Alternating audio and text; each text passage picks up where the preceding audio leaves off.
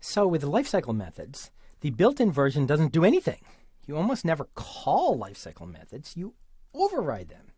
Applets also have a bunch of normal methods that do various useful things. You should call these methods from your code. You almost never override them. So lifecycle methods, you override them, you don't call them. Regular methods, you call them, you don't override them. Let's look at a few of the most useful ones. GetCodeBase and GetDocumentBase refer to the location of the applet or of the HTML file that links to the applet. In most situations, that's the same location, but it's actually possible to split them. We will use this method call when we load images. We'll say, load an image from a relative location relative to where the applet is stored. And we'll do that in a few slides. GetParameter. This lets the HTML page author pass some values to the applet and have the applet read it. We'll do that in a few slides. GetWidth and GetHeight, we just saw earlier.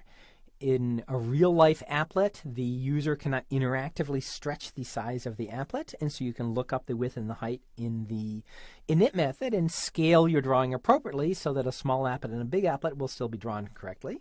And then getGraphics. Normally, the graphics object, the pen object, is passed to the paint method. You draw in paint, and then the system automatically calls paint again when the screen gets covered up and re-exposed. But occasionally you'll want to draw proactively. When the user clicks the mouse, draw a circle. We'll do that in the next lecture. Or every 30 seconds, draw a line.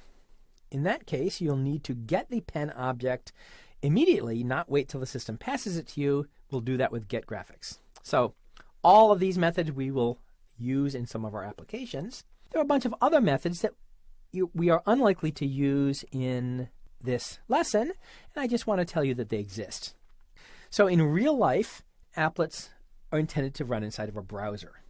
If you call getAppletContext.showDocument, you can instruct the browser to display a new HTML page. And then if you use frames, you can have it display a new HTML page, but have the old HTML page containing the applet still hang around. ShowStatus lets you put a message in the status bar of the browser, and you can look up and change the cursor, and this is done for Java-based games.